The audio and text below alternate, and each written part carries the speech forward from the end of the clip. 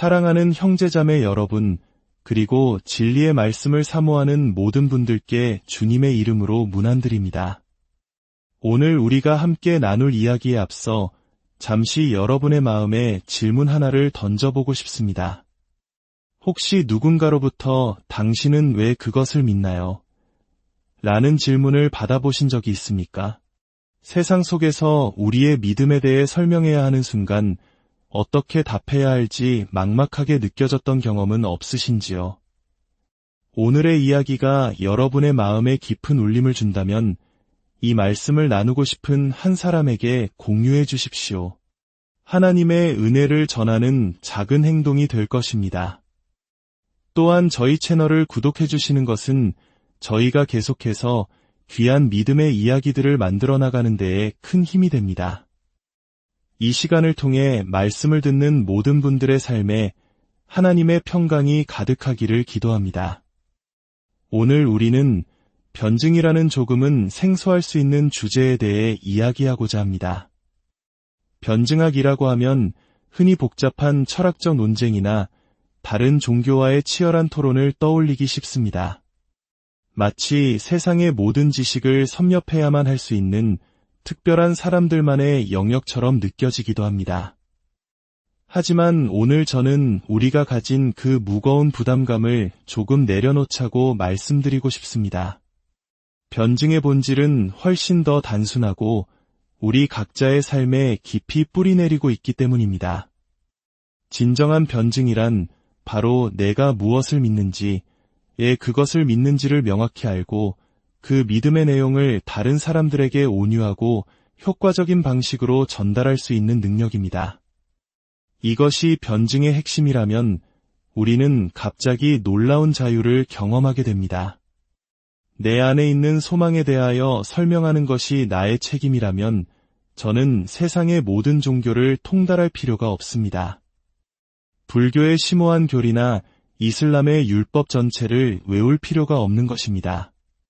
그저 내 안에 있는 소망, 바로 예수 그리스도를 통해 우리에게 주어진 그 놀라운 소망을 깊이 알면 되는 것입니다.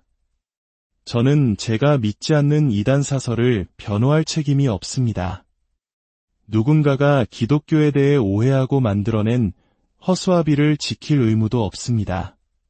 갑자기 제가 대답해야 할 질문의 범위가 명확해집니다. 이제 더 이상 두려워할 필요가 없습니다. 어떤 분들은 이렇게 물을지도 모릅니다. 만약 다른 종교를 가진 사람이 그들의 교리를 주장하며 다가오면 어떻게 하죠? 그때 우리에게 필요한 것은 바로 경청의 자세입니다.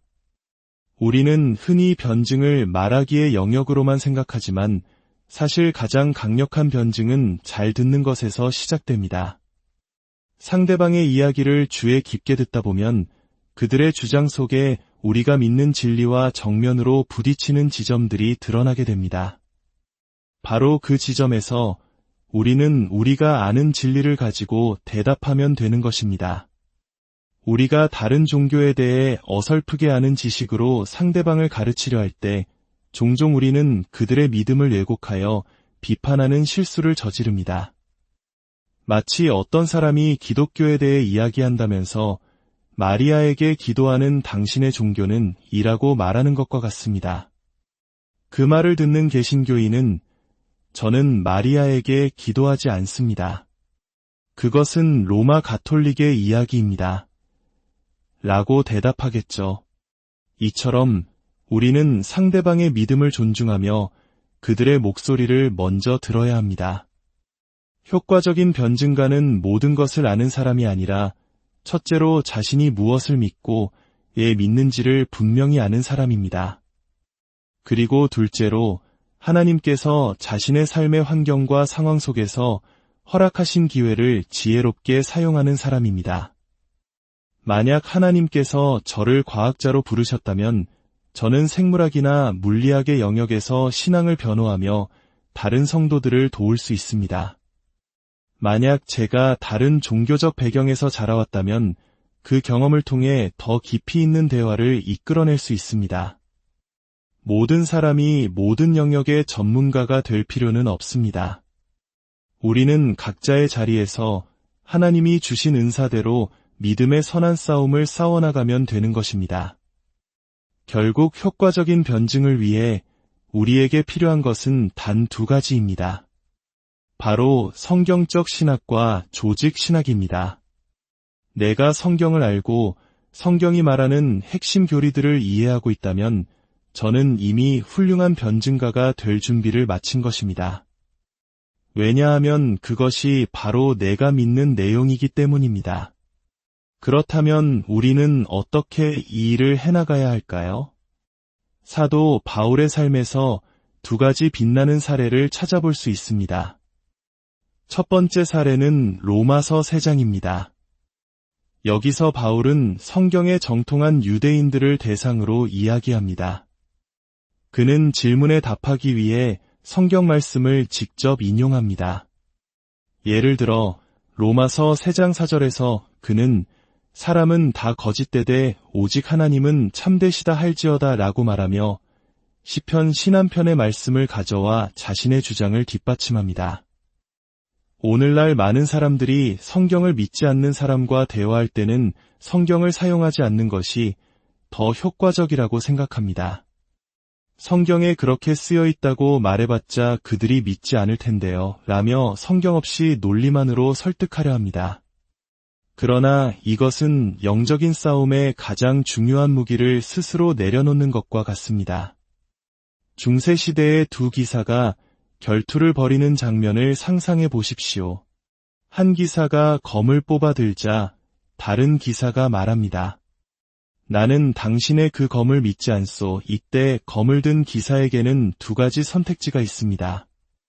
첫 번째는 검을 집어넣고 금속공학의 원리를 설명하며 이 검이 얼마나 날카롭고 위험한지를 말로 설득하는 것입니다. 두 번째는 그 검을 휘두르는 것입니다. 상대방은 검의 실제를 믿게 되거나 더 이상 믿음의 여부가 중요하지 않게 될 것입니다. 하나님의 말씀은 살아있고 활력이 있어 좌우에 날선 어떤 검보다도 예리합니다. 우리는 세상이 성경은 더 이상 의미가 없다고 말할 때 그 말에 동의해서는 안 됩니다. 우리는 그들의 전제에 굴복해서는 안 됩니다. 대신 우리는 지혜로운 3단계의 춤, 변증의 왈츠를 출 수 있습니다. 첫째, 그들의 주장을 경청하고 그 안에 담긴 도덕적, 철학적 핵심을 파악합니다. 예를 들어, 당신들은 사랑이 없어요 라고 비판한다면 그들이 사랑이라는 가치를 중요하게 여긴다는 것을 이해하는 것입니다. 둘째, 그들의 세계관 안에서 그 주장이 가지는 논리적 모순을 보여줍니다. 당신이 말하는 그 사랑이라는 고귀한 가치는 어디에서 온 것입니까? 만약 모든 인간이 하나님의 형상대로 지음받았다는 성경적 전제를 부인한다면 우리가 서로를 사랑해야 할 궁극적인 이유를 어디서 찾을 수 있습니까? 당신은 지금 나의 세계관에서 가장 중요한 가치를 빌려와서 정작 그 세계관을 가진 나를 비판하고 있습니다. 셋째, 그 가치가 오직 우리의 성경적 세계관 안에서만 어떻게 온전히 작동하는지를 보여주며 그들을 복음으로 인도합니다. 변증의 목적은 논쟁에서 이기는 것이 아닙니다. 논쟁에서 이기는 것에만 몰두하는 사람은 결국 영적으로 메마르고 공허해질 것입니다. 우리의 궁극적인 목적은 잃어버린 영혼을 그리스도께로 인도하는 것입니다. 두 번째 사례는 사도행전 17장 아테네의 아레오바고 언덕에 서 있었던 바울의 설교입니다. 이곳의 사람들은 유대인들과 달리 성경에 대해 전혀 알지 못했습니다. 이것은 점점 더 세속화되어가는 오늘날 우리의 상황과 매우 유사합니다. 이러한 사람들에게 바울은 특정 성경 구절을 인용하지 않았습니다. 대신 그는 성경 전체를 관통하는 거대한 이야기, 즉 메타 내러티브를 들려주었습니다. 바로 창조, 타락, 구속, 그리고 완성의 이야기입니다. 그는 우주와 그 가운데 있는 만물을 지으신 하나님, 즉 창조를 선포하며 시작합니다. 그리고 그들이 섬기는 금이나 은이나 돌로 만든 우상들을 지적하며 하나님의 소생이 되었은즉 사람의 기술과 고안으로 새긴 것들과 같이 여길 것이 아니니라고 말하며 인간의 타락과 죄를 드러냅니다. 이것은 결코 문화적 타협이 아니었습니다. 그는 그들의 문화를 칭찬하는 척하다가 바로 그 문화의 핵심인 우상숭배가 죄라고 정면으로 지적한 것입니다. 그리고 그는 선포합니다. 알지 못하던 시대에는 하나님이 간과하셨거니와 이제는 어디든지 사람에게 다 명하사 회개하라 하셨으니 이는 구속으로의 부르심입니다. 마지막으로 이는 정하신 사람으로 하여금 천하를 공의로 심판할 날을 작정하시고 이에 그를 죽은 자 가운데서 다시 살리신 것으로 모든 사람에게 믿을 만한 증거를 주셨음이니라고 말하며 부활과 최후의 심판, 즉 완성의 소망을 전합니다. 바울은 성경 구절을 하나하나 대지는 않았지만 그는 단 한순간도 성경의 땅을 벗어나지 않았습니다. 그는 성경이 들려주는 가장 거대한 이야기의 틀 안에서 복음을 전했던 것입니다. 그렇다면 이제 가장 중요한 질문이 남습니다. 우리는 어떻게 이와 같은 변증을 위해 우리 자신과 다음 세대를 준비시킬 수 있을까요? 제자 양육의 내용은 무엇이어야 할까요? 많은 경우 오늘날의 제자 양육은 함께 시간을 보내고 삶을 나누는 관계에만 초점이 맞추어져 있습니다. 물론 관계는 매우 중요합니다. 하지만 우리는 제자 양육의 또 다른 중요한 부분, 바로 교리 교육의 가치를 잃어버렸습니다. 우리는 다음 세대에게 우리가 믿는 바가 무엇인지 체계적으로 가르치는 일을 소홀히 했습니다. 그 결과 수십 년간 교회를 다녔음에도 이단이 문을 두드렸을 때 무엇이라 답해야 할지 모르는 성도들을 너무나 많이 보게 됩니다. 저는 우리가 잃어버렸던 오래되고 지혜로운 도구들을 다시 발견해야 한다고 믿습니다. 바로 신조와 신앙 고백, 그리고 교리문답입니다. 첫째, 신조입니다. 사도신경, 니케아 신조와 같이 수천 년 동안 교회를 지켜온 믿음의 정수들입니다.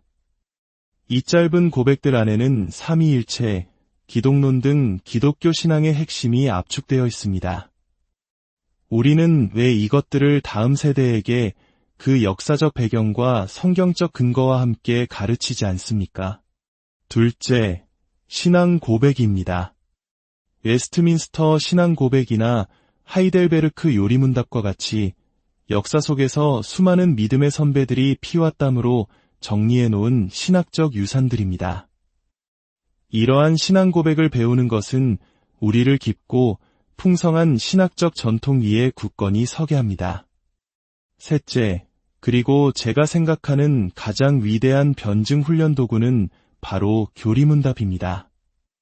교리문답은 질문과 대답의 형식으로 신앙의 내용을 배우는 것입니다. 변증이 무엇이었습니까? 질문에 대답하는 것이었습니다. 교리문답은 바로 그 훈련을 어릴 때부터 체계적으로 시켜주는 것입니다. 제가 어린아이들을 위한 교리문답의 일부를 들려드리겠습니다. 누가 당신을 만들었나요? 하나님께서 저를 만드셨습니다. 하나님께서는 그 외에 무엇을 만드셨나요? 하나님께서는 모든 것을 만드셨습니다. 하나님께서는 왜 당신과 모든 것을 만드셨나요? 그분의 영광을 위해서입니다. 어떻게 하나님께 영광을 돌릴 수 있나요? 그분을 사랑하고 그분의 명령에 순종함으로써입니다. 이 하나님은 몇 분이신가요? 오직 한 분이십니다. 이 한 분 하나님은 몇 개의 인격으로 존재하시나요? 세 인격으로 존재하십니다. 그분들은 누구신가요? 성부, 성자, 성령님이십니다. 우리의 첫 조상은 누구였나요? 아담과 하와입니다. 그들이 죄를 지은 후에 어떻게 되었나요? 거룩하고 행복한 존재에서 죄 많고 비참한 존재가 되었습니다. 여러분, 방금 이 짧은 문답 속에 얼마나 많은 교리가 담겨 있었는지 아시겠습니까? 창조론, 신론, 삼위일체론, 인간론, 죄론이 모두 담겨 있었습니다. 과거에 우리는 이렇게 자녀들을 가르쳤습니다. 물론 우리는 교리만 남고 생명력을 잃어버린 죽은 정통의 위험성을 압니다. 지식으로 머리만 커지고 차가운 가슴을 가진 신앙인이 되는 것을 경계해야 합니다. 하지만 그 위험이 두려워 신앙의 뼈대를 세우는 교리 교육 자체를 포기하는 것은 마치 아기가 넘어질까 봐 걷는 법을 가르치지 않는 것과 같습니다. 우리가 지금 만들어내고 있는 기독교는 견고하지 못합니다. 머리는 비어있지만 열정만 가득한 사람들, 자신이 잘 알지도 못하는 예수를 사랑한다고 외치는 사람들, 온갖 교리의 풍조에 쉽게 흔들리는 사람들을 양산하고 있지는 않습니까? 여기에 한 가지를 더한다면 그것은 바로 위대한 찬송가들입니다. 여러 세대에 걸쳐 시간의 시험을 견뎌온 찬송가들은 단지 곡조가 아름답기 때문만이 아니라 그 가사가 우리의 신조와 신앙 고백, 교리문답의 내용과 일치하며 깊은 신학적 진리를 담고 있기 때문입니다. 우리의 예배는 단지 감정적인 만족을 위한 것이 아니라 하나님의 진리가 온전하게 선포되고 전달되는 시간이 되어야 합니다. 사랑하는 여러분, 제가 제안한 이 도구들이 마음에 들지 않으실 수도 있습니다. 그렇다면 부디 그 일을 더 잘 해낼 수 있는 다른 도구들을 찾아주십시오. 그러나 기억하십시오. 우리가 어떤 형태로든 우리의 믿음을 체계적으로 정리하여 다음 세대에게 가르치지 않는다면 우리는 사도 바울이 디모데에게 명했던 바른 말의 본을 지키라는 명령을 저버리는 것입니다. 우리의 목표는 생각 없는 로봇이나 감정 없는 영혼을 만드는 것이 아닙니다. 자신이 무엇을 믿는지, 왜 믿는지를 분명히 알고 그것을 다른 사람들에게 온유함과 존중함으로 지혜롭고 효과적으로 전달할 수 있는 그리스도의 제자들을 세우는 것입니다. 아버지 하나님, 당신의 귀한 말씀을 주심에 감사드립니다. 우리를 변화시키고 세상을 바꾸는 위대한 진리를 우리라는 질그릇에 담아주심에 감사드립니다. 우리가 이 진리를 더 잘 이해하도록 도왔던 믿음의 선배들의 발자취를 따라 우리 또한 다음 세대와 우리에게 소망의 이유를 묻는 이들에게 이 진리를 잘 전수할 수 있도록 은혜를 더하여 주시옵소서. 이 모든 일이 오직 그리스도께서 그가 죽으심으로 얻으신 상급의 충만함을 받으시는 그날을 위해 사용되기를 원합니다. 우리 주 예수 그리스도의 이름으로 기도드립니다. 아멘. 오늘의 이야기가 여러분의 믿음의 여정에 축복이 되기를 소망합니다. 다음 이야기로 다시 만날 때까지 주님의 은혜와 평강이 여러분과 함께 하시길